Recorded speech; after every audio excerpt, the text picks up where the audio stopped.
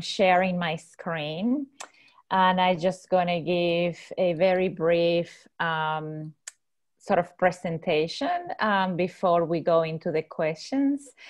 And this is who we are. We are Native Plant Landscape Design. We are a design company based in Falls Church, Virginia.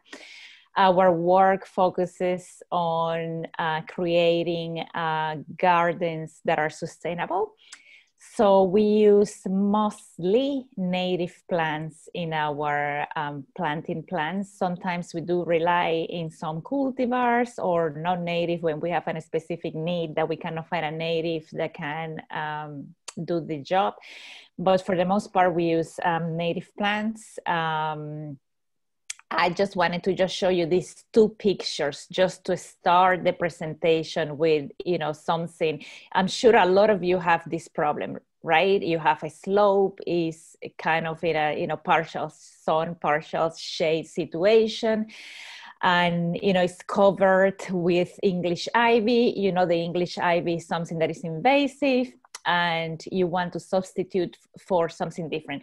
So this picture I talked about 9 years ago when we first moved to our house, and this is how it looks right now.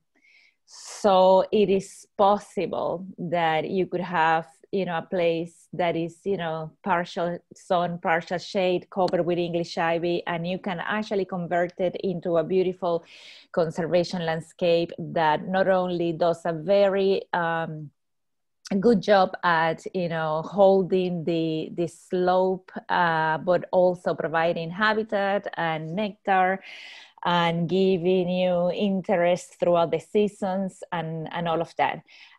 Briefly, I'm going to just share a few ideas, right? We have like 10 minutes just to share a few ideas before we go into the questions.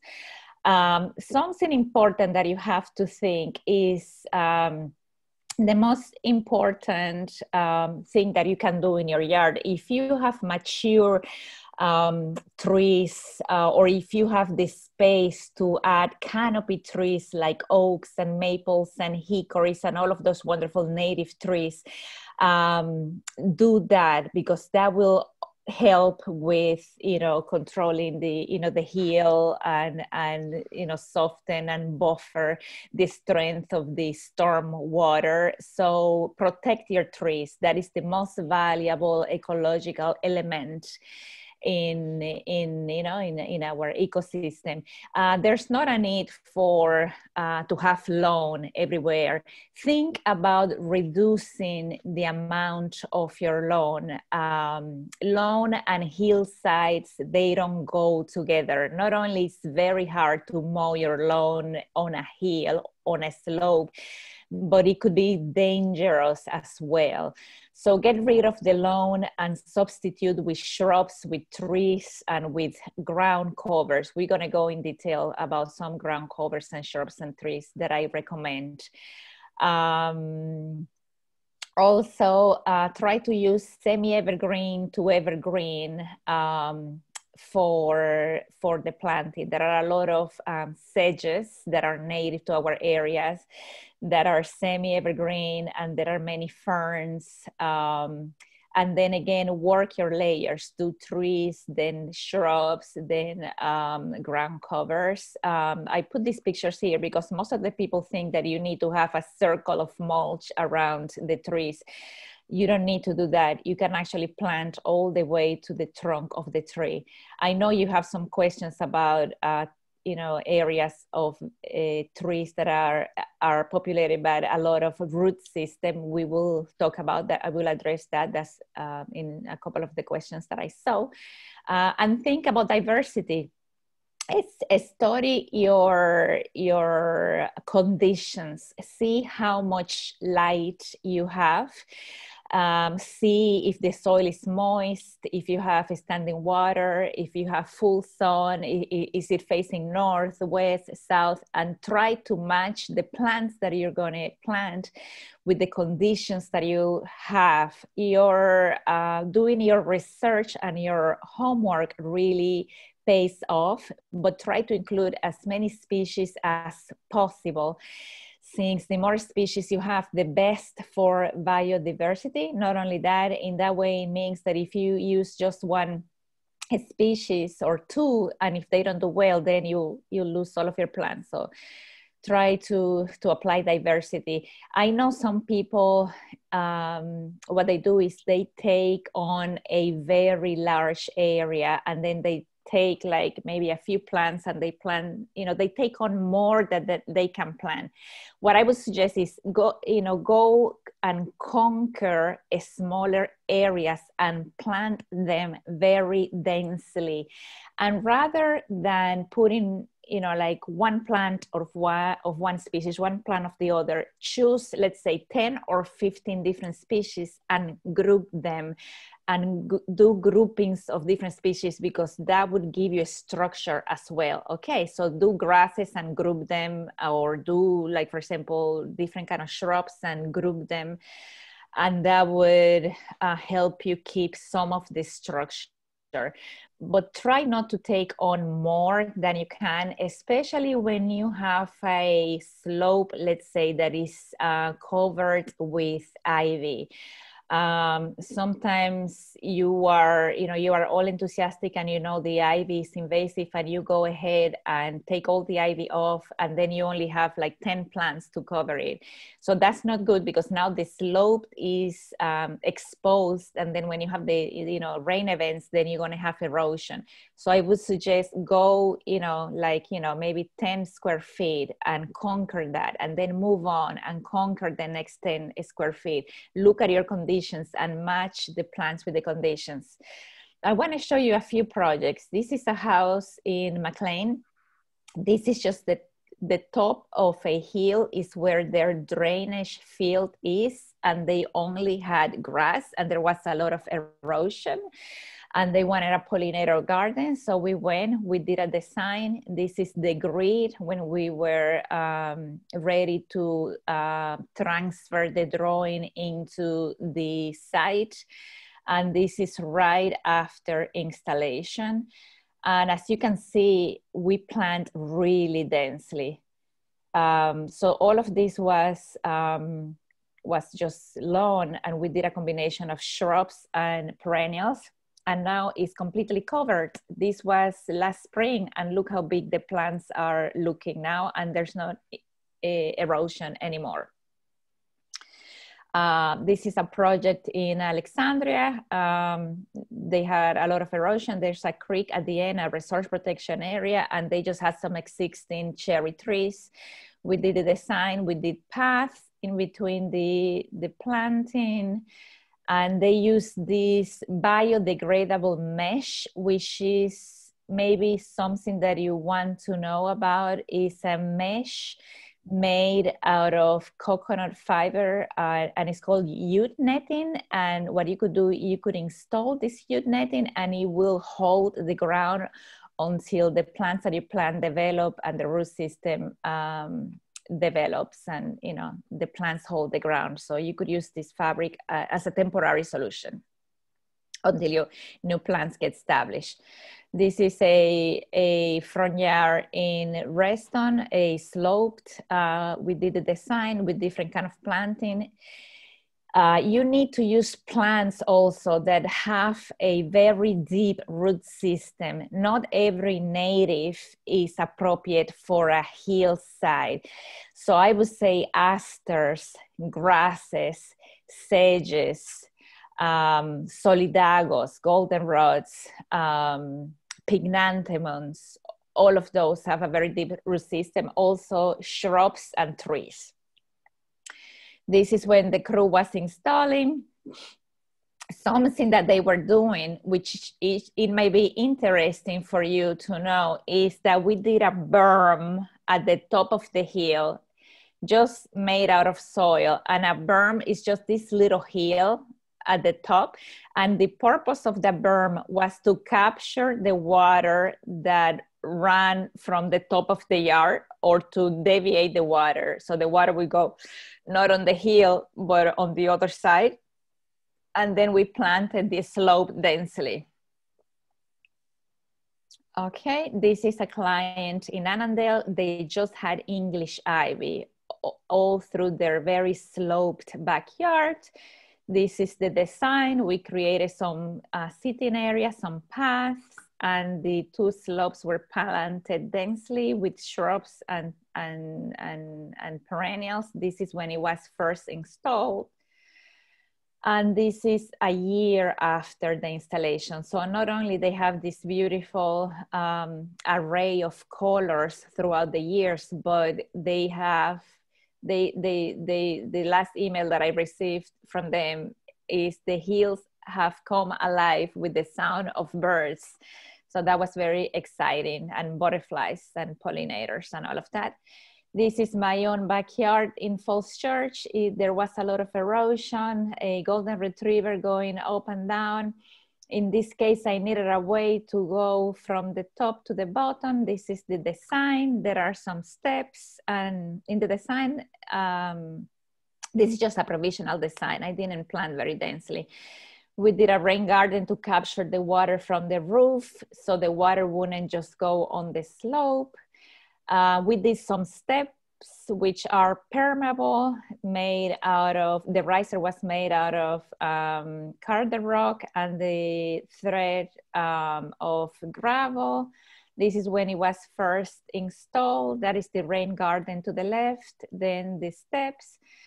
And this is when it was just finished. And this is about a year after installation. You can see the plants are starting to take over. There's no more erosion on the hill.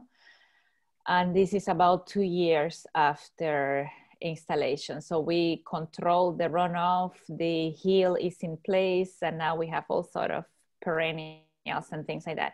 I can understand that this style might be a little wild for some people, but you can recreate just exactly the same, just with sages or with grasses, or, you know, with less variety of species and more repetition.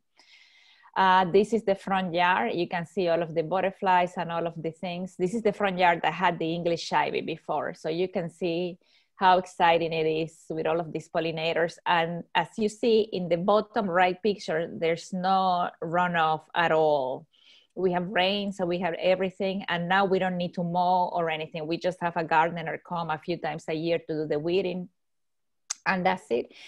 This is a client by Lake Barcroft. We took all of the ivy off and we did this master plan. And this is when we were installing the hill with the different perennials.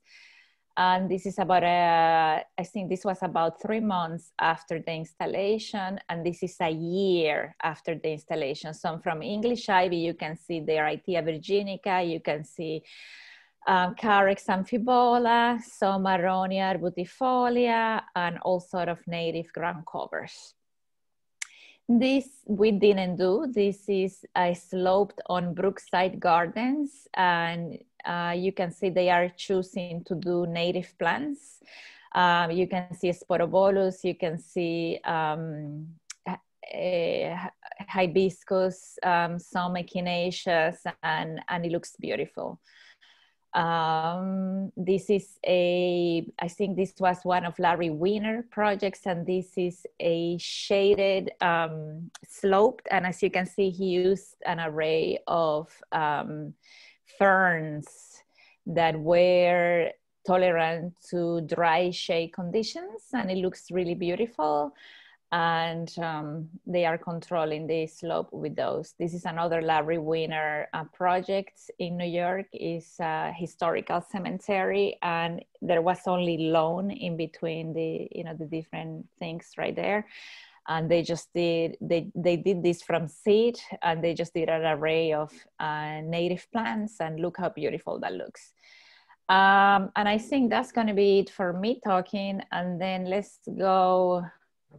But I hope you get the idea, right? Substitute those lawn areas, look at your conditions, and do your homework. There are many resources of books that can tell you which native tolerate these conditions or those conditions, and then try to match the conditions with the plants that you're going to be planting. Plant Nova Native has a great little brochure, which is a great resource for beginners. And, you know, the internet is full also of resources as well.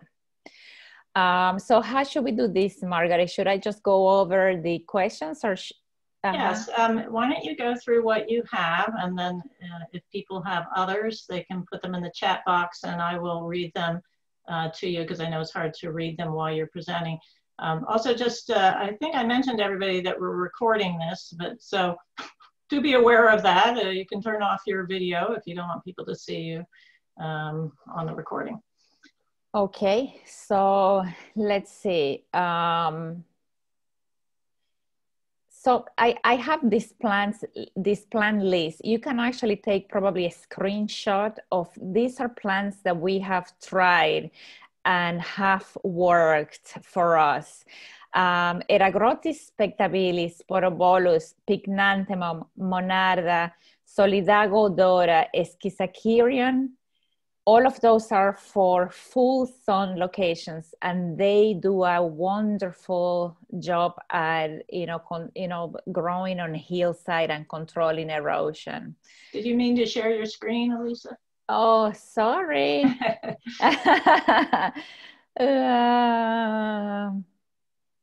Okay, these are just, I was just thinking this morning about plants, okay, for sun, Eragrotis spectabilis, and I can send Margaret this list, okay, and Margaret, maybe you can share it. I will.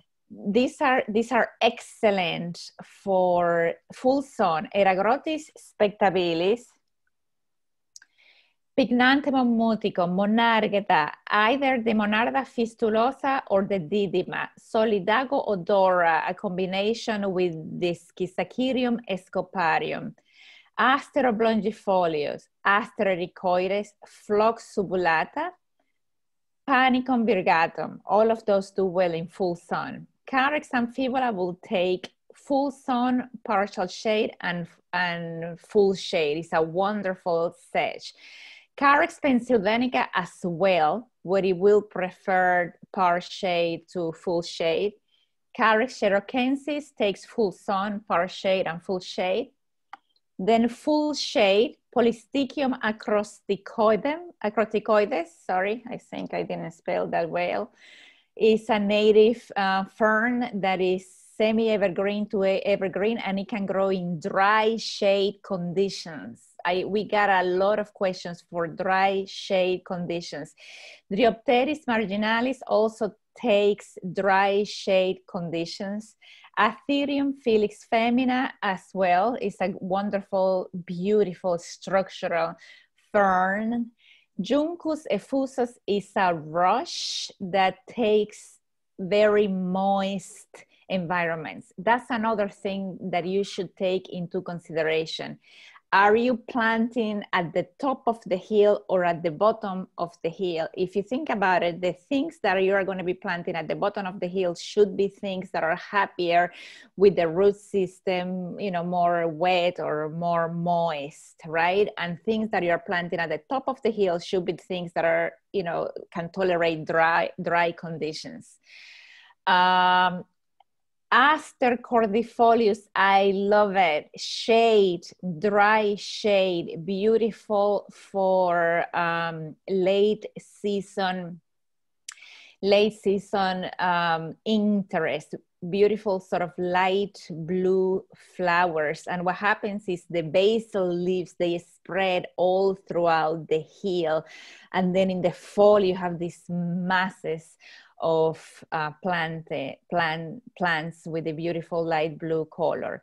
Aster divaricatus is another wonderful ground cover that is deciduous, and it leaves out very early in the spring, and it flowers very late in the summer. But something good about the Aster divaricatus is that you could get it in plug size, and when you have really tough conditions, like for example, many of us have these big canopy trees like maples, for example, that have a very fibrous root system.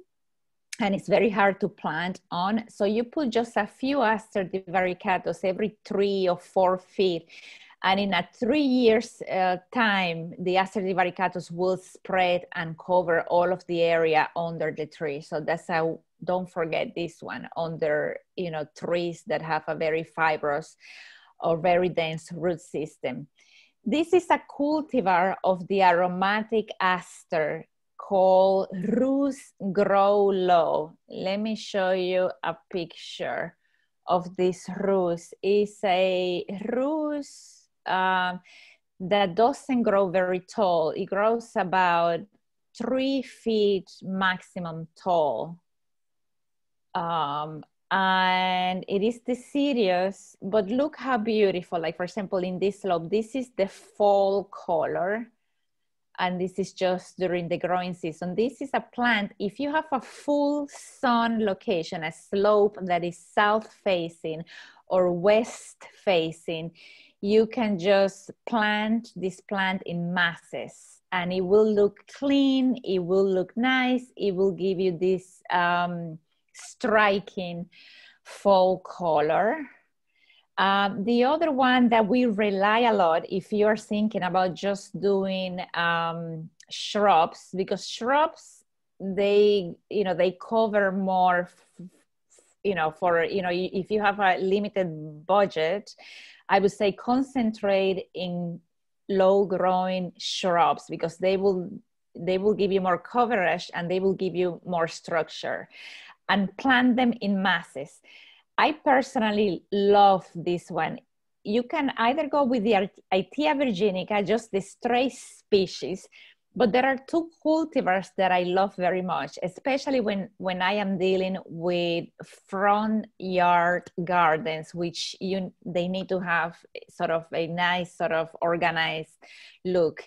Look at this one, it's called Itea. Sorry, and I am not even in the questions yet, but I needed to talk about this one. Little Henry. This one doesn't grow more than 3.5 by 3.5. It has a very deep root system, so it makes it ideal for slopes and hillsides. It has these beautiful white flowers in the mid-spring and beautiful fall color leaves that stay put for most of the winter. So you get to enjoy the beautiful burgundy sort of orange color until like January, because the leaves just stay put in the shrubs. Or if you are, you know, if you want to just use the stray species, just plant Itea virginica and plant them in masses.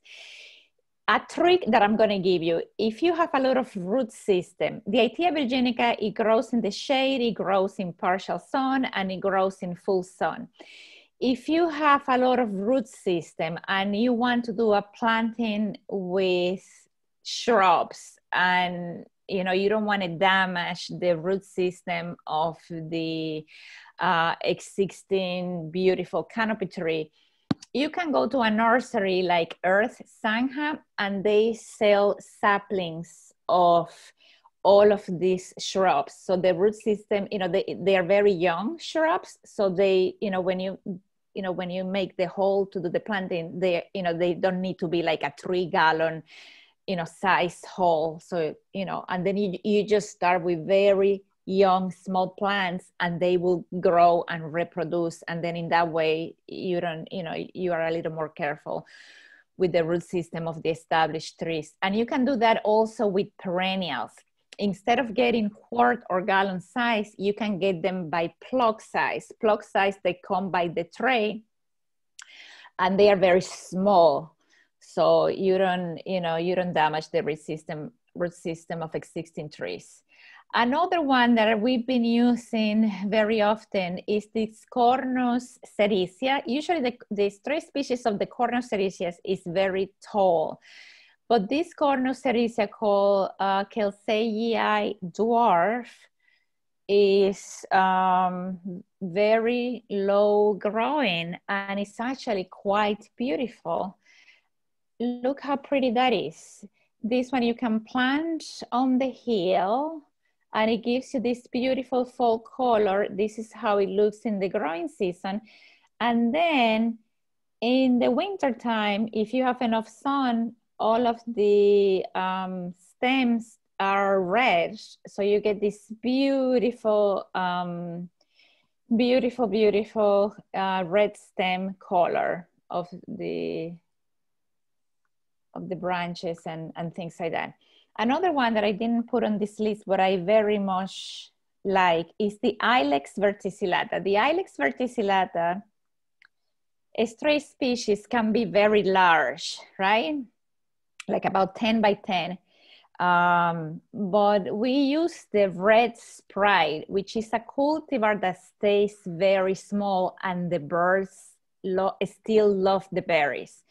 So this is kind of how it looks in the growing season. It almost looks like a little boxwood. But then if you have a male pollinator close by, and for the male pollinator, we use Jim Dandy or Southern Gentleman, it pollinates the female called Nana Red Sprite, and this is what you have in the winter, just, you know, the bare stems with the beautiful berries. And that you can certainly plant in masses. There's not a reason why your whole partial sun to full sun slope cannot be planted with this plant. I would suggest to maybe put it mid slope to lower slope, since it's a plant that loves moisture. So, so it will benefit. Maybe you can do the Itea virginica on the top and do the Ilex red sprite at the middle and bottom of the slope. Another beautiful shrub that I have on my slope is the Viburnum nudum.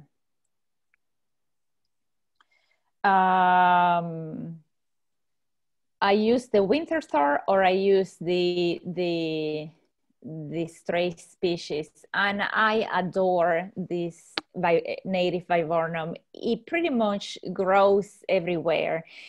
It gives you these beautiful white flowers in the springtime, and then at the end of the summer, it starts producing these berries that I think this is the cultivar Brandywine, but anyways, it starts producing these berries that birds love. So at the top of the hill, you could plant, you know, in a zigzag way, lots of Viburnum. Not only, when you plant shrubs and trees, not only you are thinking about the root system holding that hill, but you're also thinking that the foliage of those shrubs and those trees will also cushion the strength of the water as it falls. And remember your layers: trees, shrubs, and ground covers. We want to get away from using mulch. There is a new concept in the industry called green mulch or living mulch, which is at the bottom of all our shrubs and trees. We want to use ground covers that will cover the ground, increase the percolation, provide habitat. And for example, this is just an example. This is Carex pennsylvanica, right?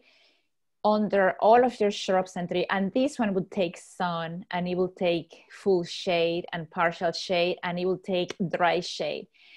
Under all of your trees and shrubs, just plant this densely. Again, try to get plugs, and look how beautiful.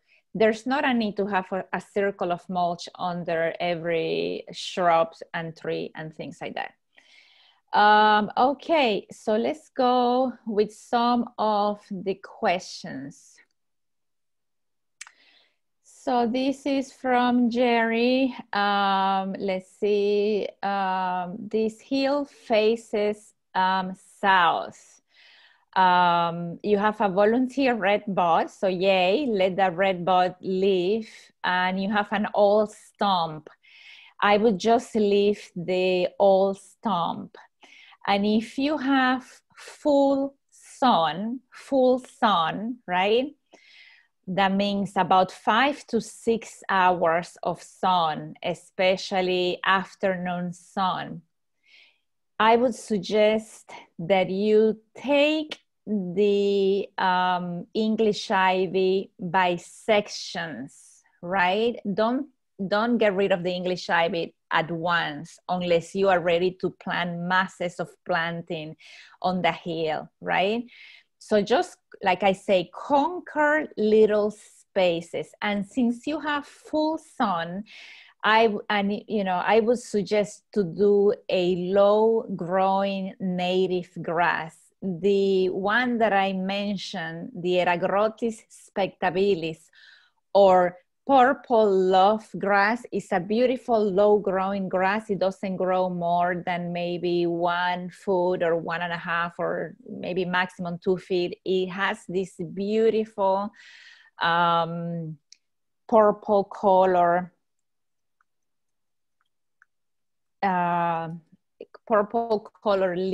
flowers, sort of little grassy flowers in the fall. So I would plant masses of that.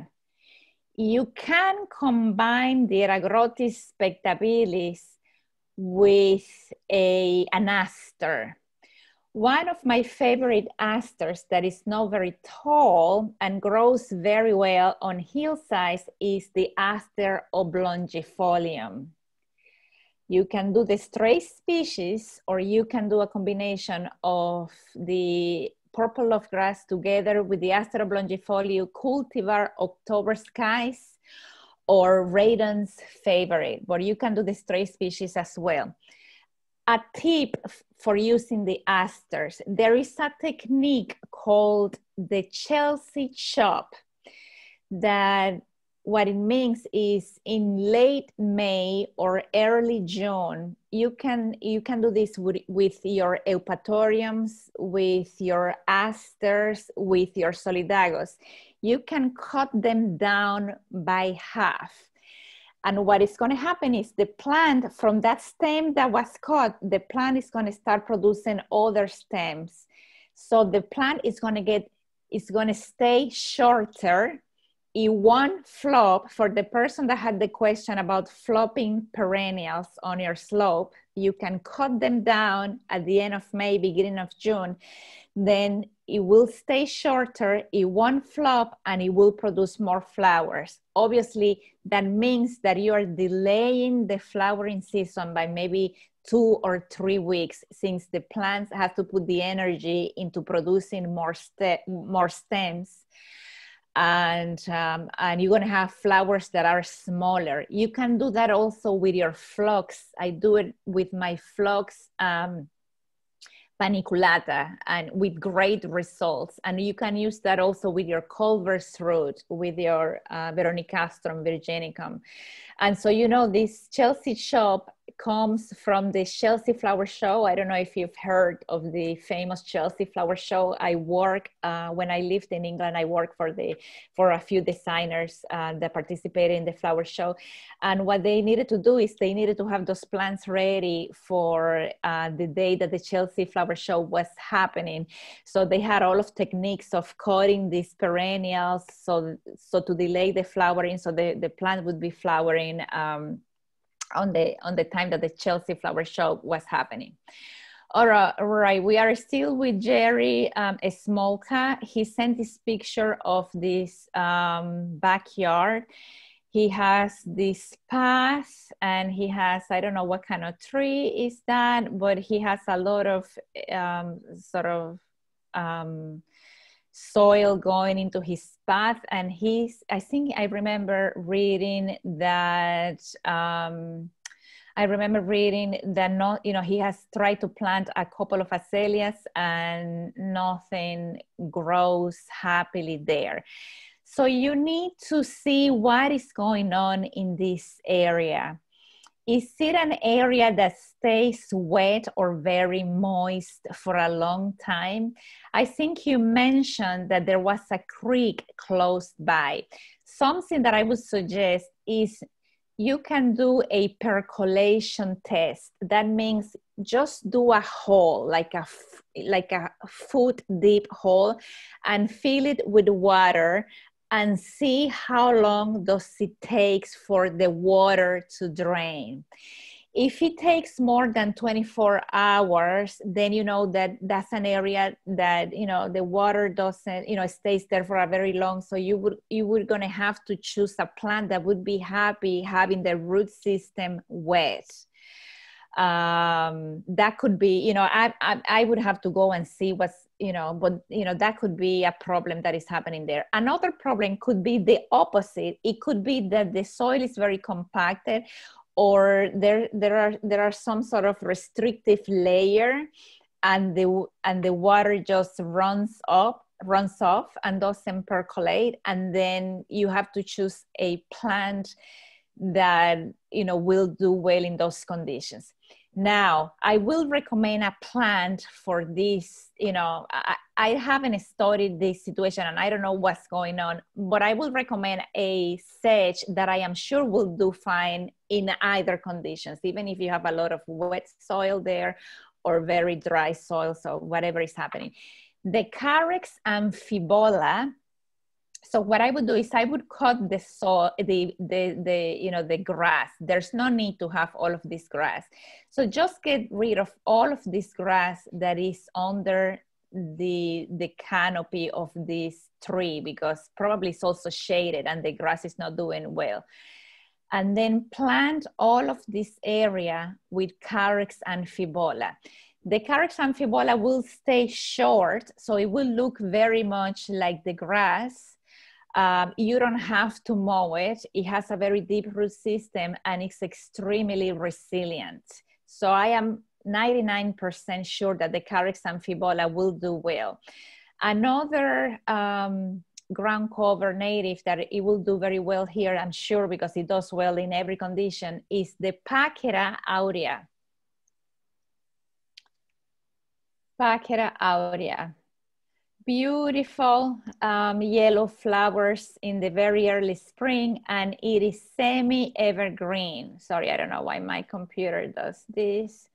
So the basal leaves are really beautiful and it flowers very early in the spring. So what you could do is you could maybe do a line right here, and then all of this could be Carex amphibola, and then this area right in front of the path could be Pacquira Aurea, so you have a little bit of color. And that's a very simple, straightforward solution that I promise it will work. Okay, obviously you have to look after your plants. You have to water them in the beginning when they are planting, and you have to weed them. Even a native plant garden needs maintenance. It is a misconception to think that you can just plant native and turn around and walk away and they will do fine. You have to control the invasive, and you have to water them in the season that they are planting. You probably will have to water them during their first summer. And plant densely. Calculate the square footage of the area that you are planting, and the spread of the plant that you are planning to plant, and plant so there's not a space in between the plants. You know, plant super densely, because that also is going to mean that you will have less maintenance, less opportunities for the weeds to grow. Okay. Lisa, may I interrupt? It might help if you enlarged your screen so people can see the pictures better. This one? Yeah. Can you see a little better? No. So you might as well go back to what you were doing. It's just a small, never mind. Okay, let me see. Maybe if I make this picture larger, sorry. Don't worry about it. Yeah? Okay, we can see. Okay, so if someone's on their iPhone, they can watch the recording later. Okay, so this is Robin Heron. And just by looking at this, you know, you just have a sense. This seems to be a dry shade conditions. Unless it is west facing and you may get, you know, the afternoon shade. I'm not sure. Is Robin here? Robin, do you want to unmute? Yes, I'm here. Hi, Robin. Hi. So could you explain me a little bit here? Do you get afternoon sun, or this is mostly shaded all day, or what are the conditions here? It's actually facing kind of northeast. Okay. So it gets a little morning sun, but pretty shady most of the day. Okay, so I think this one that you have right here probably is a juga, which is an invasive, is considered invasive right now. Actually, that's a lyre leaf sage. Oh, okay. So Salvia lirata? I don't know the Latin name, I'm sorry, but okay, but it is a native. Okay, but it's very similar to a juga.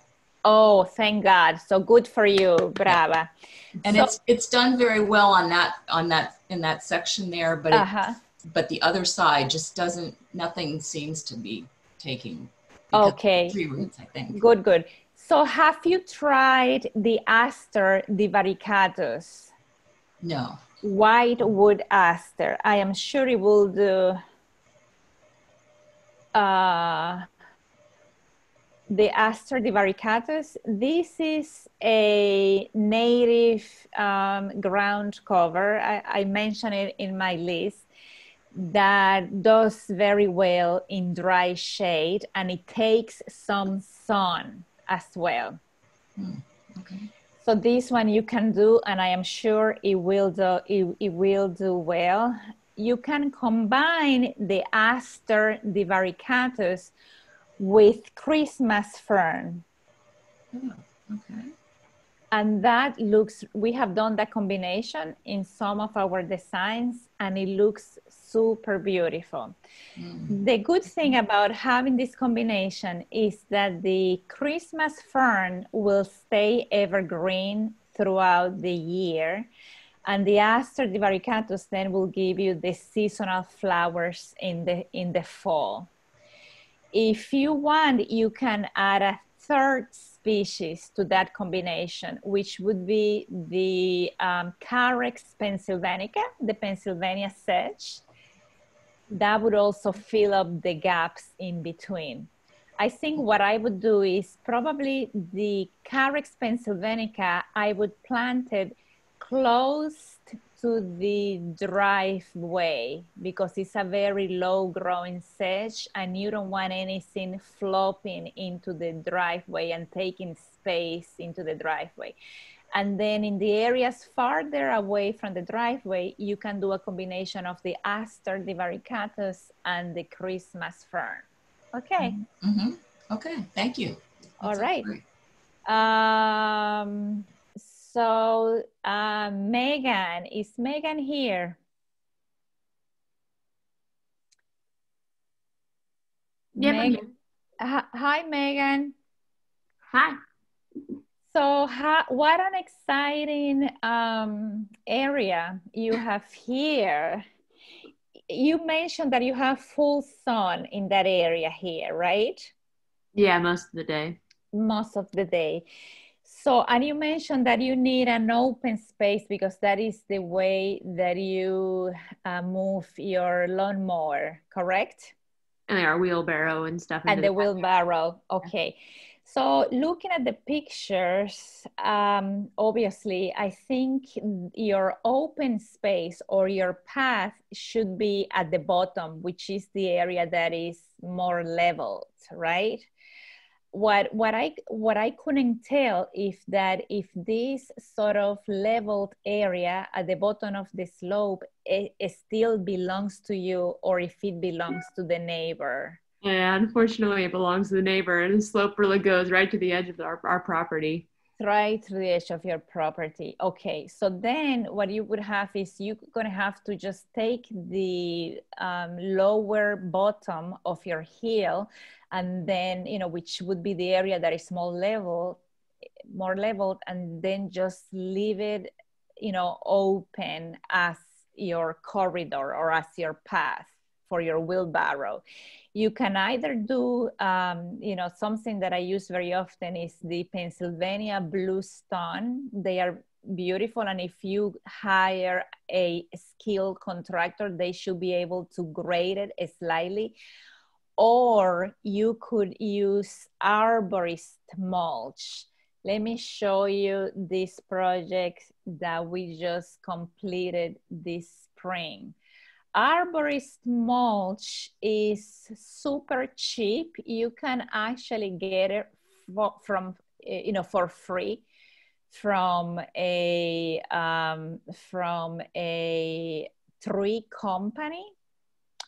It does a really good job at suppressing the weeds, and you don't need to have a contractor installing it. Do you see in this design that we did for this client, in the original design, we had stepping stones, but we needed to bring the installation down to our wonderful client's budget.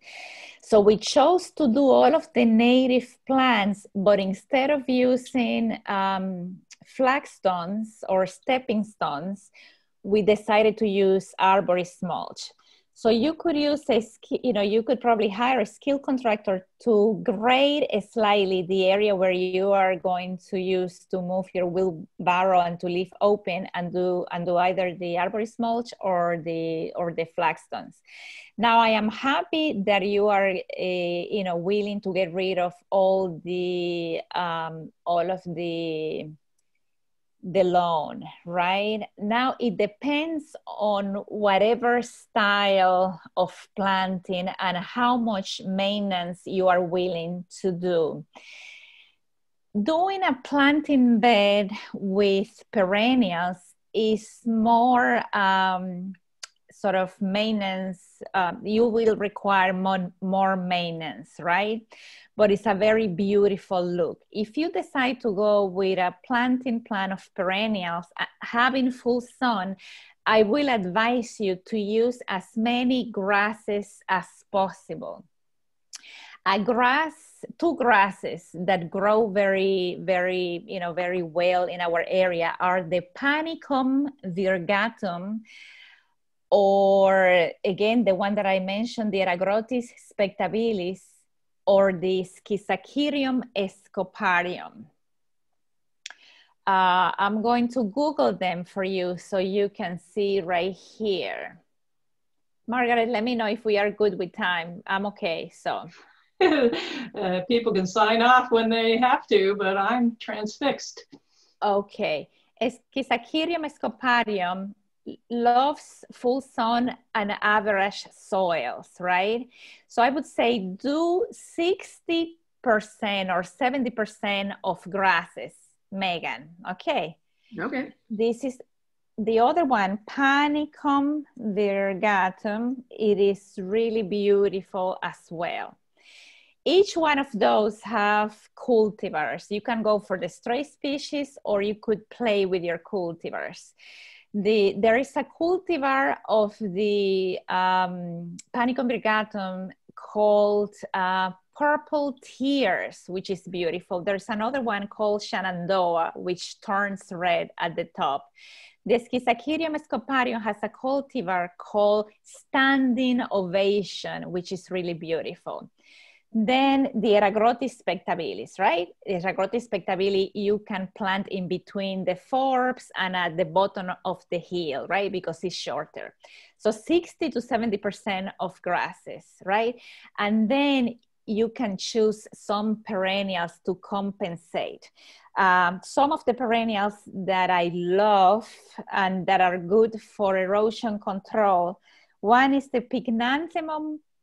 You can use any of the Pycnanthemum, Tenifolium, Muticum. I adore the Muticum. I think it's a plant that is really well behaved. Pollinators love. It has this beautiful silver color in the summertime. It is one of those plants I always say that you can hear before you can see, because all the pollinators that visit it. Then another thing that you could do is the Mount Cuba Center have done all sort of research, and they have determined that is the most popular by far with butterflies. So if you're interested in having butterflies, you can either go with the stray species, but this particular cultivar called Gina of the Phlox paniculata, it is unbelievable. Mm-hmm. So you could do a few clusters of that, and I promise you will see all sort of beautiful creatures. And look, right here is in this picture is planted on a hillside, and I have it on my front yard, and it's absolutely beautiful. And this reminds me of another native grass. Okay, warning, this is native not to Fairfax County or to Virginia, more to the western United States, but it's a beautiful grass that it is not invasive and it's really nice looking for front yard. It does need full sun. It's called Esporovolus heterolepis. Okay, so if you're a little flexible, it's up to you, but if you're a little flexible, this is a wonderful grass for slopes. It is slow growing, it is kind of formal looking, and it is absolutely beautiful. Let me see, so and the last forb that you can combine on your hill is obviously the Edupatorium. The Jopai weeds, you can either go with the stray species, which is about like 8 foot tall, or you could use a cultivar that pollinators love as well called Baby Joe that doesn't grow more than 4 feet tall. And I think that would be a beautiful combination for that hillside. Okay. So the grass is about 60 to 70%, and then these perennials that I mentioned. You may want to add some, you see, I keep for the fall. You may want to add the aster that I mentioned, the Aster Cordifolios. Now there are many different kind of asters, okay, that work very well, but this one behaves very well.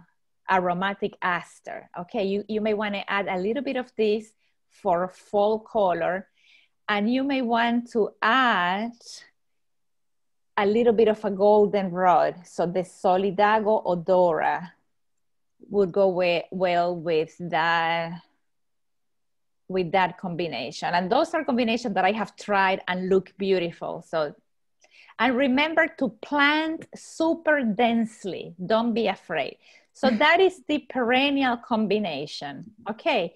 You could also go with a very simple combination and maybe plant, let's see the picture, maybe plant, you know, you could do maybe 1 serviceberry, right, in the middle. Let's see, you can do an Amelanchier. This is a different combination, okay. Amelanchier canadensis, right? Beautiful tree in the middle, right? Beautiful white flowers in the springtime. Beautiful fall color, berries that are edible to people and to birds in the summertime, right? And you can then do another layer. You can probably do the red chokeberry or the black chokeberry. Let's go with the black chokeberry just for a change. I love the red chokeberry. So I'm gonna go with the black chokeberry because I love the black chokeberry as well, just to do something different. But let's do the 2. Aronia Melanocarpal. So that would be your second layer, okay? Beautiful fall color, berries in the, I think this is the late summer into the fall. Or you could use the red one, Aronia Arbutifolia. This one is my very favorite. I think every design of mine have this plant. It's just so beautiful. It stays very compacted at the bottom and it kind of opens up at the top. Beautiful white flowers in the springtime, berries in the wintertime. So it loses its leaves and then you get these beautiful bare stems with the berries.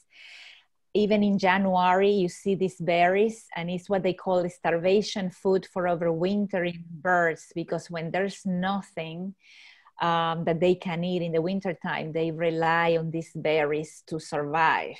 Okay. And then you could have another layers of shrubs, and the other layer could be maybe the little cultivar of the Itea, the little Itea, little Henry. Okay. And that would be just your ground layer. So that would be a very different look, probably a little less maintenance, a little more subtle, but it's a different look. So you can go with one, the first one, or this one, or you could do a combination of both. Okay, Megan? Great, thanks so much. All right. Okay, so let's go through this question. Watering hill and slopes. Okay, so if you plant native plants and they are the right native plants for the conditions that you have, you should be okay with only watering on the season that they are installed. Okay. So, sorry, I just didn't want to show the, okay, what I'm going to do is I won't share, okay, since the email addresses are there, just to be careful. So this is the question. Could you provide tips on watering slopes or installing soaker hoses? Could you provide some design idea for incorporating shrubs for winter interest and stability with perennials? Okay, regarding the watering, for the watering, if you, again, if you choose the right plants for the right condition, you will have to water it on the season that they're installed and maybe their first summer. After that, you shouldn't need irrigation for a native plant garden composition. I personally don't like the soaker hoses, because what I find is that they water one area very well and then some areas stay kind of dry. What I use in my garden when I have a newly planted area, or what I recommend my clients, is to use overhead sprinklers, right? So you just connect a couple of hoses and you put the overhead sprinkler close to your planting bed, and then you water every few days and you water deeply. We don't want watering every day and just for 3 minutes. We want to water very deeply and have periods that the soil dries in between watering events, okay? I have to apologize for my terrible English. If you don't understand anything, feel free to ask. It's not terrible, it's beautiful. It's terrible. Any ideas for plant choices that enhance the appearance or flow down the slope? So we have talked about all of those plants, those plants that we have mentioned before. You can go with the shrubby tree look or with the more perennial look. Remember to group species, and do drifts or do bigger groupings of the same species to maintain structure. And remember to only plant what you can handle in terms of your budget or your time budget or whatever, rather than taking on an area that is too much for you. Scale down and plant densely and repeat species and plant in grouping, and things about the seasons. Combine things, a plant that, is going to flower in the very early spring, a plant that is going to flower in the summer, something that is going to give you berries in the winter time. Okay. Hardscaping on slopes. That's a completely different sort of ball game. There are many different things that you can do for hardscaping on a slope. For example, in my own backyard, I needed these steps, right? So I decided to do this, the rock, and to do gravel on the steps. I'm trying to find that picture. So you could do that. You could do steps, right? But I think probably you are referring to maybe doing terracing planting. And for that, there are many different ways that you could do it. It's usually a lot more expensive than doing just planting. This is a picture that I found on the internet. Terracing and retaining walls are very expensive, but maybe you could do something a little more simple with timber and then use these threads for planting. But in my experience, and doing dozens and dozens and maybe hundreds of gardens, most of the slopes we've been able to control with just planting. So that would save you money, and it's just kind of more straightforward, beautiful. Just try to replicate nature. You know, go to our local forest and see the ferns and the sages that are growing naturally, and replicate that in your own garden. What is the best plants for water runoff issues? All of the plants that I mentioned above. Another plant comes to mind that you can use at the bottom of the slope or even at the top of the slope that is really beautiful, and it grows in about every condition. Junco Ephosus. It is a rush that is semi-evergreen, and it has a very deep root system, and it has this beautiful architectural. I'm sorry, you're not sharing your screen. Sorry, I didn't. Could you repeat the question again? Yeah, so I was wondering if you meant to share your screen. Oh, I am. Oh, yeah. Sorry. Yes, I forget. I forget. Sorry. Thanks for reminding me. So use the Junco Ephosus is another wonderful rush that grows almost in standing water, but also tolerates moist soils, even dry soils after it is established, and it does well in shade, in full sun. That's another wonderful plant that you can use on your slope. Okay, so I'm going to stop sharing to go back to the questions. Will you be addressing a slope with low light conditions? Slopes with low light conditions. Yes, we mentioned the Christmas fern, we mentioned the Aster Cordifolios, we mentioned the Carex amphibula, the Carex pennsylvanica, the Aster Cordifolios. That would do well in low light conditions. Redesign corner lot property with pollinator garden. Teresa Lim, hi. If you have full sun, Teresa, just the plants that I have mentioned, remember to create a structure with grasses, okay? When perennial planting fail and they don't look nice, I find is when people just do forbs or perennials. That doesn't look very professional. Think about using 60 to 70% of grasses and then do pockets or bubbles of perennials and repeat the perennials. If you are using, for example, Edupatorium, Joe Pye weed, repeat the Edupatorium in a few places so the eye has something to look through the planting. Edupatorium is also a wonderful plant because it has a lot of structure, and even when it is done flowering, the plant itself is very structural. So I just leave it put all throughout the winter and it looks beautiful. And then use the Pycnanthemum, which is wonderful for pollinators. The Phlox Gina is fantastic. And, then have fun with Helianthus, with Rudbeckias. You can create a lot of color with Monardas, Monarda didima. The Jacob Klein is beautiful.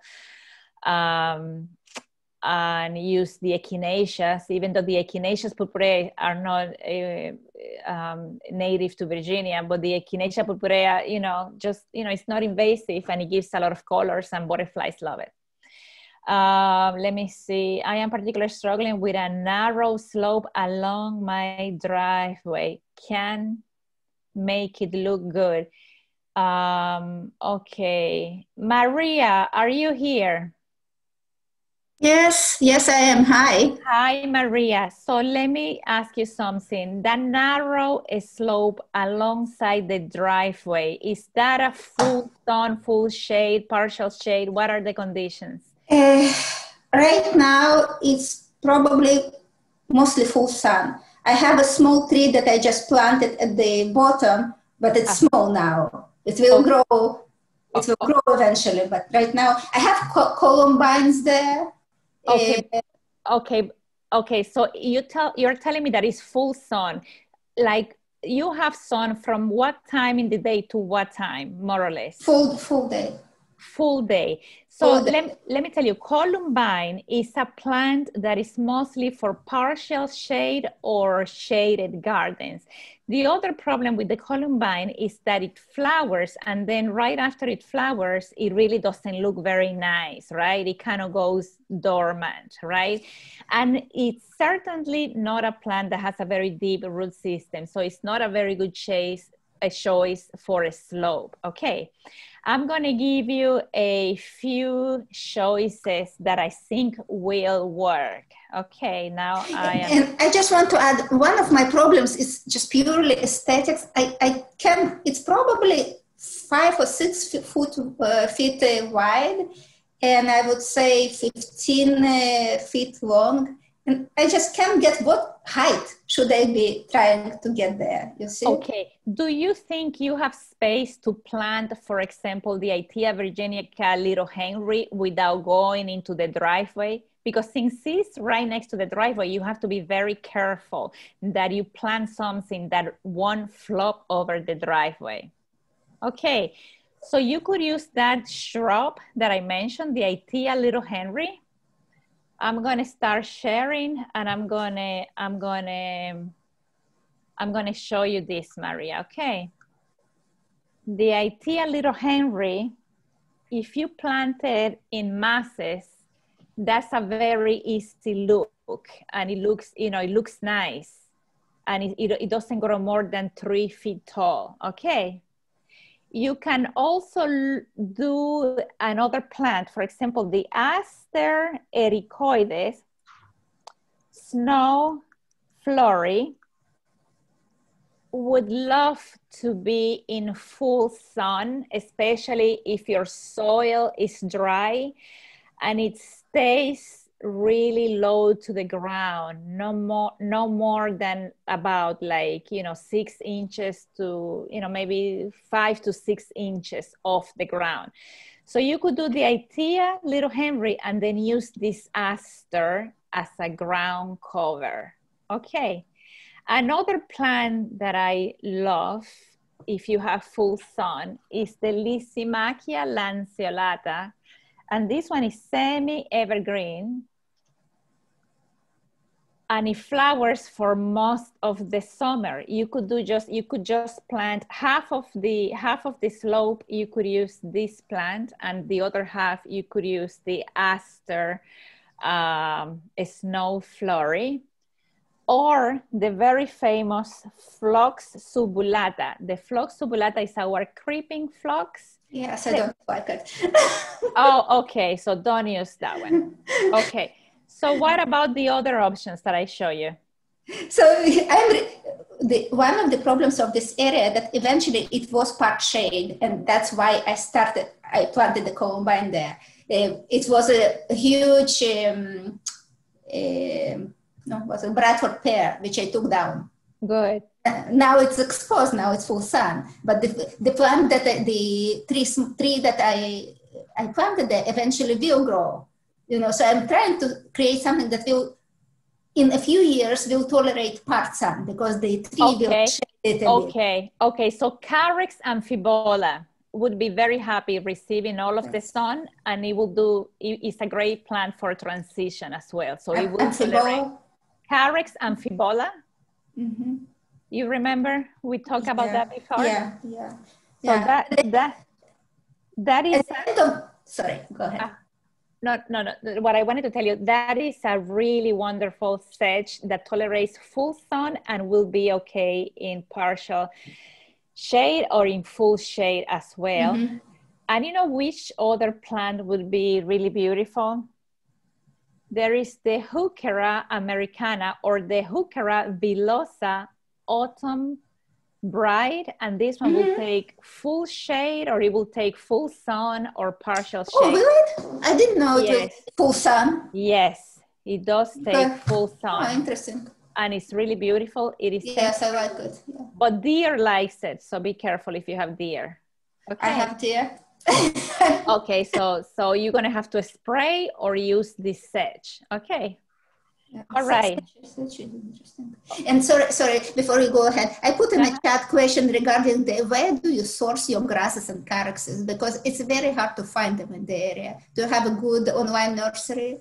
I think Plant Nova Native, they have on their website, they have a list of nurseries, right, Margaret? You do, including the mail order where you can get these. Exactly. So go to their website and look at the resources there. Okay.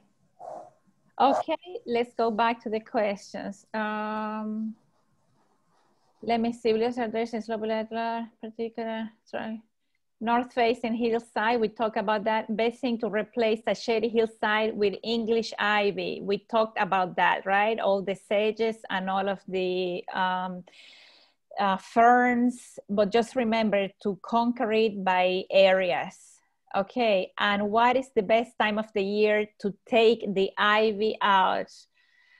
I don't know. I think anytime, as long as you are ready to do the planting. If the hill is very sloped, remember to use the jute netting, which is the biodegradable mesh that you saw in the picture before. So you can, so you avoid erosion while the root system gets established. My front yard is on a slight grade such that it receives large runoff from the street during moderate or greater rains. Is there a good native plant ground cover that will help capture the runoff and can tolerate mostly shade? So I would go with, I don't know, how much water you get from the street. Sometimes just planting is not enough. Sometimes we have to do other BMPs like infiltration trenches or dry swales or rain gardens. But try and focus on plants that have a very deep root system, again, that are super resilient. If your conditions are extremely tough, I can think about a native grass that is very strong. It will reproduce and go everywhere. But if you have really tough conditions, sea oats is a wonderful plant and it's really beautiful in the fall. The only thing is I should warn you that it will spread. But let's say if you have an area where you have a lot of water coming from the street and you want to try and do planting before you do something more complicated as a rain garden or an infiltration trench, Chasmanthium latifolium, and if you plant just Chasmanthium latifolium, is a super tough native grass that can grow in full sun, in shade, or partial shade. Okay? Let's see. What resources you would recommend for designing landscape for a bigger acre lots like agriculture lands? It is tough. I think I would go to the APLD, which is the Association of Professional Landscape Designers, and sort of hire a professional designer, because you could spend years experimenting and, you know, spend a lot of resources and money, and, you know, at the end have something that you are not happy with. So it is, you know, I think sometimes it is worth to pay, especially when you are talking about larger areas and larger property, to go to and, you know, hire a professional landscape designer. Okay. What shade plants will survive under a holly tree? Really tough. I have a holly tree too. And because the holly tree, you know, they shed all of these leaves, it's super, super tough to find things that are happy under a holly tree. I have had success planting the Pacquira Aurea, golden ragwort, and the, again, the Carex and Fibola. Those two have done well under my holly tree, but other things have not done well. But you can try those two. How to approach a gradual transition of a yard hillside from ivy to something else that an older person can maintain on their own. Planting plants need maintenance. They need maintenance. What I would say, don't choose too many species. Maybe restrict your species to maybe 3 or 4 that you know will do well and that are very easy to maintain. Grasses, warm season grasses, if you have a full sun condition, or cold season sages if you have a shaded slope, and plant them in masses. But you will still have to do maintenance at least 4 times a year. You will have to do weeding, and you will have to do the watering when it is first planted. Jerry, if you are here, and I hope this answers your question, do you? Yeah, I'm here. Okay, does that make sense to you? Yeah, it does. Okay, good. It's helpful to know that I should really kind of restrict the number of species, because it's a lot of land. Yes, it looks like it to me anyway. I know it. Yes, so do your homework and make sure you know how much moisture you have and how much light you have. And it could be that in the same area you have different conditions. If you are closer to a tree or to a tree canopy, you know, under that tree canopy, you will have to choose species that are more shade resistant, right? Right. Or if it's a sunnier area, full sun, then you can use warm season grasses, but restrict and plant densely. I mean, lots of plants. Okay. Yes, thank you very much. It's helpful. Sure. I have a hill in my backyard. There is a tree planted on one side of the hill. The tree is tall with lower branches. Okay. No, all lower branches have been cut by the previous owner, so I don't know what kind of tree it is. There is a wonderful app called Picture This. Picture This.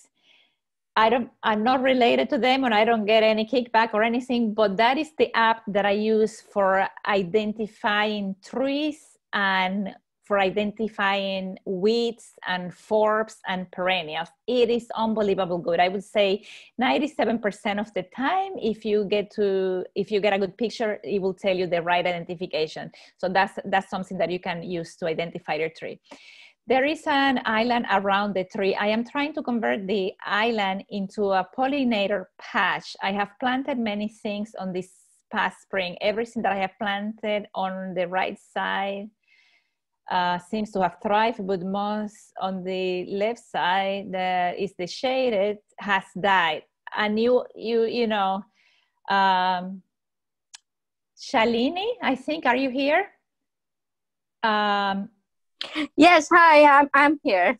Okay, so you can see why things have died, right? The ones that are on the right side that have survived probably are plants that require a lot of sun, and you have sun on that area, right? So the ones on the left side that you have more shade, then they haven't done very well, right? Because probably you use the same kind of species for two different conditions. Actually, that is not the case. Okay. The things that I planted on the left actually were like shade loving. Like I had columbine and bleeding heart and few other things that I can't remember right now. Are you sure you have shade there, right? For most of the day on the left side. Yeah, so it's like part shade because it does get some sun in the morning, and then since it's under the canopy of that, I believe that tree is black cherry, but I'm not 100% sure because I can't get a good picture. I've used picture this, but the branches are so high up there that I can't get a really good picture. And then I have other like sweet gum and other holly and whatnot in the yard, so it gets like dappled sun throughout the day. And in the morning, it does get some direct sun. So it's not full shade, full dark shade throughout the day. It's not that. But for some reason, things that I planted on the left, like including aster or Solomon seal or anything, for some reason, they just died. And I have no idea why. It's very hard. and the same things that you have planted on the left, they have done well on the right side?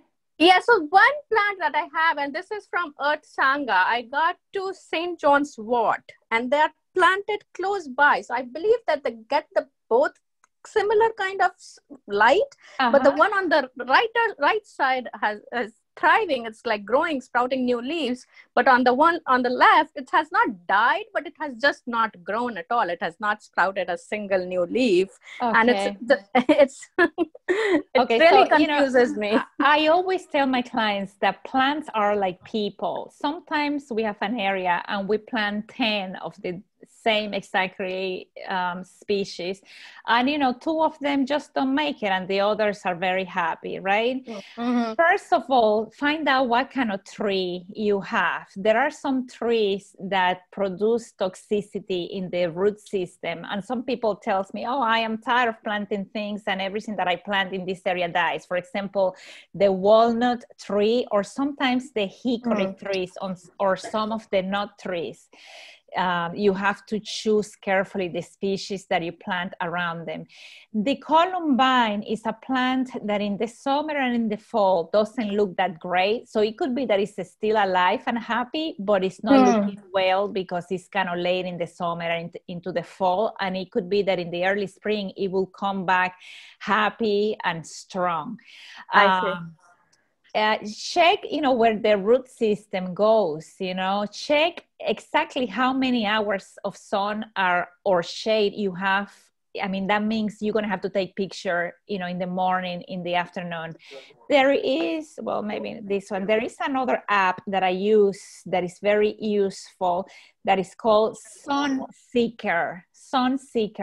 That it will be able to tell you where the sun comes up and where it dies out and calculate the amount of sun. So it's almost like a detective job. There's not a straight answer. You know what I mean? Do a soil test. You can either do it through your local master gardeners extension or I think Virginia Tech also, you can do it through Virginia Tech. We also have a company that we recommend called Waypoint Analytica. That's where we send all of the soil tests for our projects. That also could give you some idea of what's going on there. Could it be that the pH is too low and it's too acidic? Could it be that it's too high?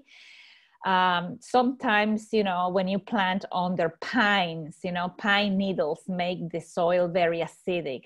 So do your investigation, look carefully, look at the conditions, identify the trees that you have around. go to this soil web map and find out what kind of soil you have. You know what I mean? You know, they have many different considerations for the kind of soil. See how, you know, in the surface your how do you call it, your water table is. There are many different things. Okay, so there's not a straight answer, just investigate what's going on. Okay. Okay, thank you so much. Sure. Planting and designing recommendation for a steep, hot, sunny, and dry Eragrotis spectabilis, purple love grass, and asters, okay, and warm season grasses. My community has at least 50 yards of hillside facing south. There are several different trees at the slope. There are about 8 feet in front of the trees that originally had grass and now is covered with weeds, because the grass and the lawn doesn't do well close to the trunk and under the canopy of big trees. To have healthy lawn or grass, you need to have full sun. So try and substitute with native ground covers that would be happy growing in those conditions. There are many bare spots. What shrubs, if any, will you recommend that would fill in this space, crowd out the weeds, and require minimum maintenance? I would say Itea virginica is a wonderful shrub. It really grows well in dry or average and in shade. So I think I would go straight to the Itea virginica. There is an array of shrubs as well. Like, for example, I find that the spice bush or Lindera benzoin is another one that takes all sort of conditions. But I don't know, you know, the Lindera benzoin is very large. It can grow to be like 10 foot tall. So I don't know if you have the space for that. But the Itea virginica should do well there. Okay, Linda?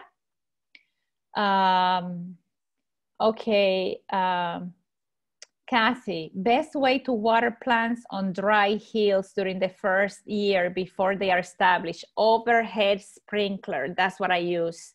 And water every few days and water deeply. How do you prevent soil erosion on slopes when you replace grass or ground cover with planting? So you prevent erosion by planting densely. Plant really densely and plant with native plants and match the conditions, existing conditions with the plant's needs or requirements. I have a hillside within an RPA that is primarily shaded. I need understory plants to include shrubs, perennials, native ground cover with suggested planting ideas. I don't think I got the Cecilia pictures. Margaret, you are muted. Thank you. Yeah, I've got the pictures. Let me share those. Okay. A second. Let's see. And we are almost done. Why can't I? Oh, here we are. Share screen. Okay.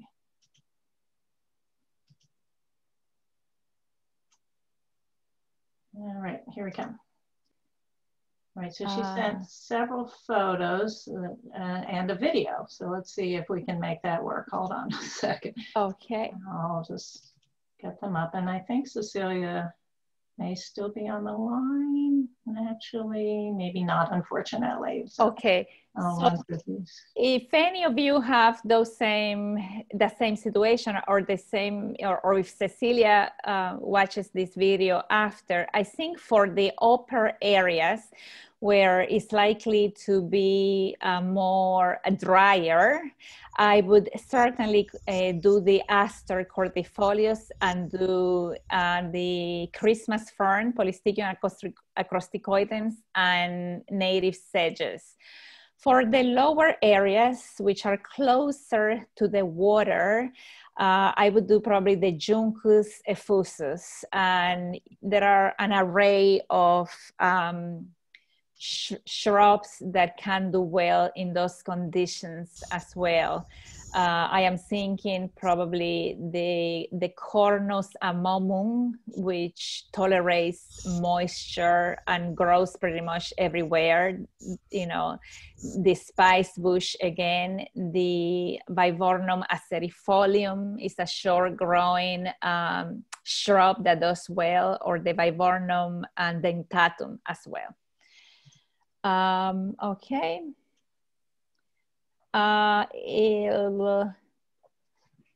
Sanders here. Our hill in the backyard is overrun with ivy and vines. How do we get shade tolerance native plant? The same that we have spoken before. Okay, the same things. You know what else you could use as a ground cover that people usually don't take that into consideration? The Virginia creeper. People usually think as the Virginia creeper as a weed. I lived in Europe for many years, and the Virginia creeper actually is a very appreciated plant. So if you have areas of woodlands and you don't mind a more looser look, the Virginia creeper is a wonderful vine that you can actually use as a ground cover. Okay. We remove thick invasive bamboo at the uphill back of the yard. It is nice and open and has more light, but now we see the back of our neighbors. Wow. What native plants can we replace the bamboo with that would provide more privacy? There are several tall trees, so the plants must do well in shade. Very tricky. I would go with dry shade resistant shrubs. But then you need them to be really tall, right? It's very tricky. I don't know, Margaret. Yeah. Usually for situations like this, we usually go with non-natives, you know, like privacy in the shade. That, oh, you know what? The Ilex opaca. Ilex opaca is an understory tree that is evergreen. That can probably, maybe if you plant the Ilex opaca very close to each other, that would tolerate shade and that would be evergreen.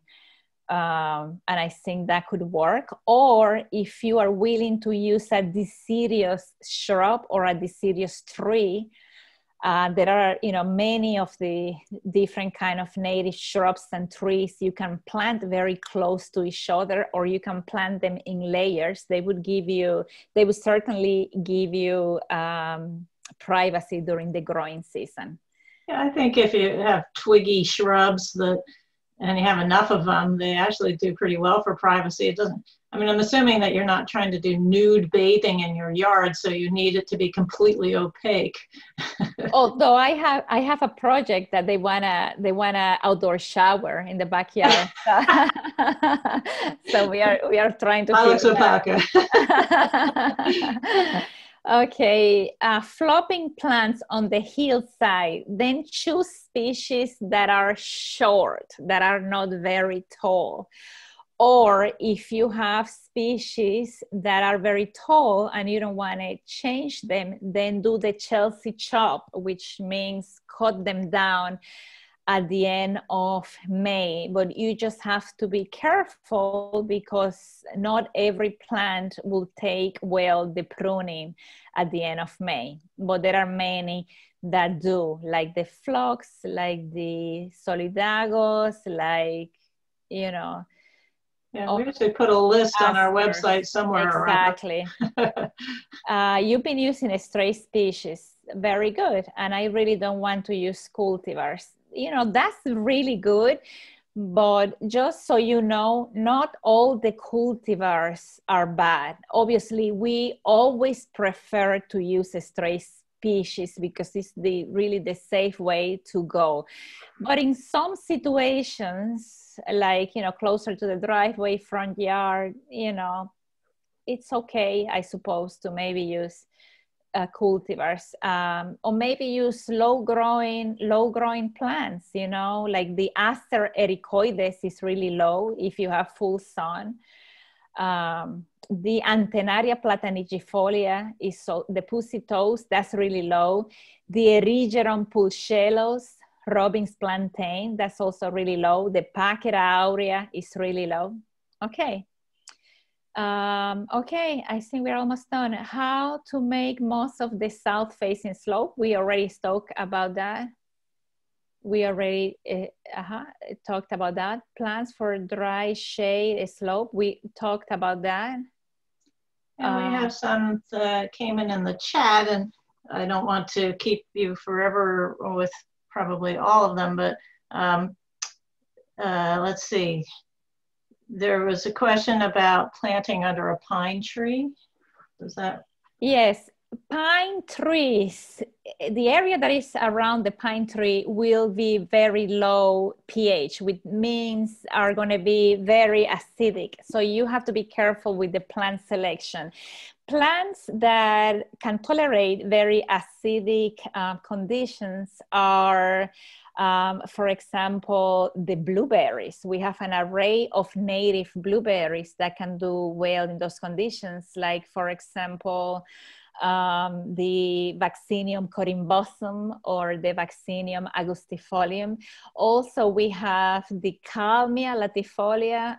What is the common name? Mountain laurel. The mountain laurel would also do well with a low pH. You can also do some rhododendrons, native rhododendrons, maybe some native azaleas.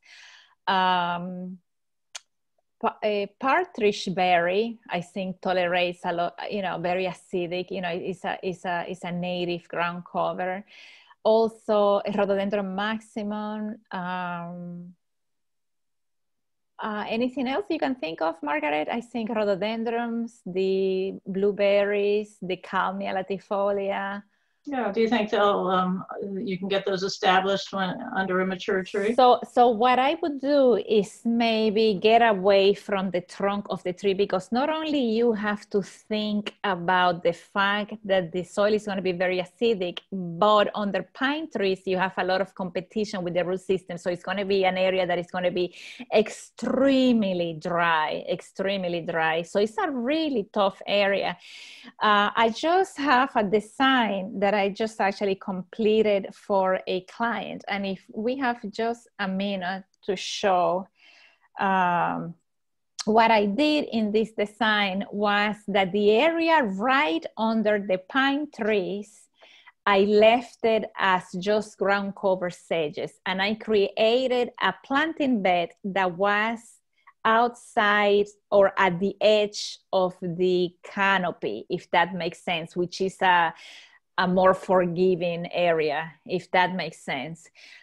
So you could do that. Maybe the area right under, you just do a few sedges and try to do arborist mulch, and then focus and create your native planting bed in the areas that are by the boundary of the canopy of those pines, if that makes sense.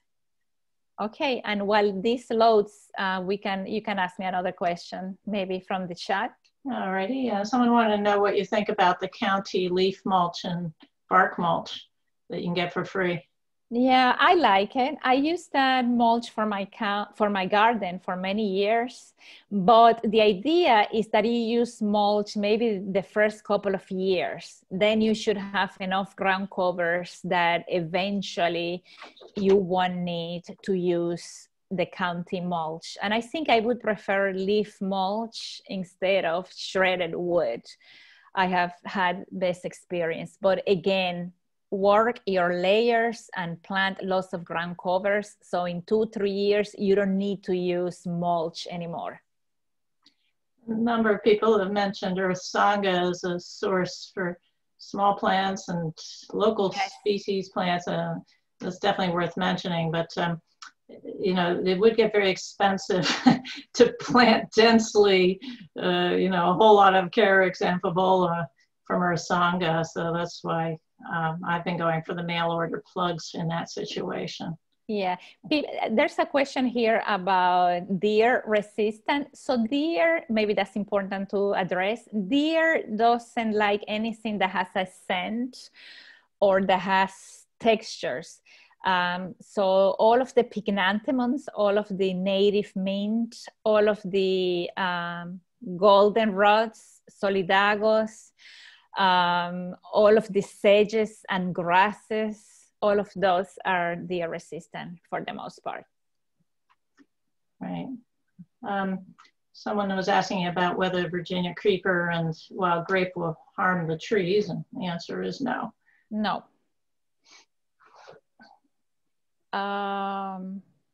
Anything else that we haven't addressed? What native plant? Anything else that we haven't addressed? Any ones that are still present? Yeah, why don't you guys unmute if you have other things to ask? No one's unmuting. Okay. You've been very comprehensive. Thank you so much. That was fascinating. And, you know, I'll edit the recording a little bit to take away people's email addresses and put it out as soon as I can. And if I missed anything, just send me an email. My email, I'll show you my email. And then I would be super happy to answer any question, you know. Well, thank you. Oh, here Catherine is saying that Ursangus sells plugs. I didn't know that. That's very good to know. So this is my email right here. So, okay.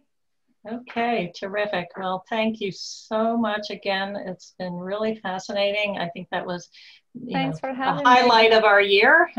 It's the details that people need to make this work, and you've been able to provide them. So thank you, and thank you everyone for joining. Thank you. See you all next time.